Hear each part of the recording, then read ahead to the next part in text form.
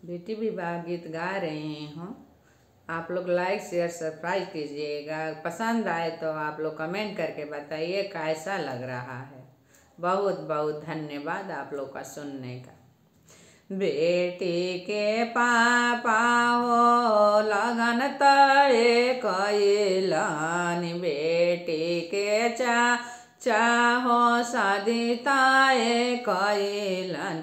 अरे लगना गाइले नियाराई रे लालनवा, अरे लगना गाइले नियाराई रे लालनवा।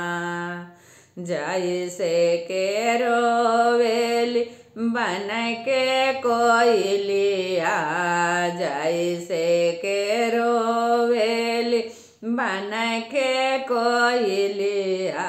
अरे वही से रोवेले साभा लोग रे लालनवा, अरे वही से रोवेले साभा लोग रे लालनवा। वही से ही रोवेले बेटी के पापा, वही से ही रोवेले बेटी के चाचा। अरे कैसे करबे कन्ना दाना रे लालनवा, अरे कैसे करबे कन्ना दाना रे लालनवा।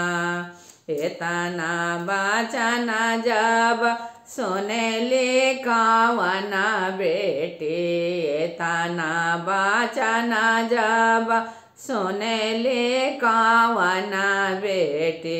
अरे पापा के लागस समझावे रे लालनवा, अरे चाचा के लगले समझावे रे लालनवा। जैसे के ये पापा तिलक चढ़ावाला, जैसे के ये पापा तिलक चढ़ावाला।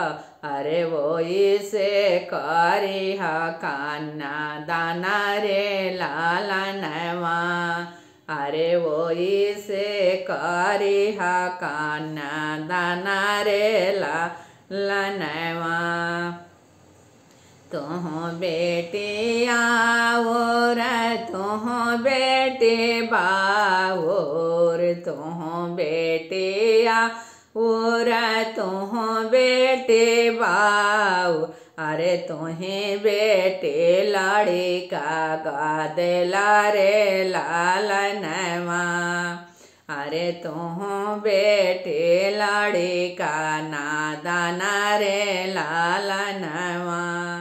तिलक चढ़ावत बेटी कुछो ना बुझाइल, तिलक चढ़ावत बेटी कुछो ना बुझाइल। अरे हमा से ना होई है कन्ना दाना रे लालनवा, अरे हमा से ना होई है कन्ना दाना रे लालनवा। चाहे पापा रोवा तो चाहे पापा झाँख, चाहे चाचा रोइबा तो चाहे पापा झाँखब। अरे जाइए बा स्वामी जी के साथ रे लालनवा, अरे जाए बे हम स्वामी जी के साथ रे लालनवा। आपन जियारा कठोरा कर पापा, आपन जियारा कठोरा कर चाचा। अरे मनावा के लाना समझाए रे लालनवा, अरे दिलावा के लाना समझाए रे लालनवा। केतना ही मना झाई मोरे बेटे के तनाहे मना समझाए मोरे बेटे। अरे नाही माने जियारा हमारा रे लालनवा। अरे नाही माने जियारा हमारा रे लालनवा। मामी के कैसे समझाई मोरे बेटे। मामी के कैसे समझाई मोरे बेटे। अरे कैसे रही है भैया तो हरा रे लालनवा। अरे कैसे रही है भैया तो हरा रे लालनवा। मामी के आहो पापा हंसी समझावा।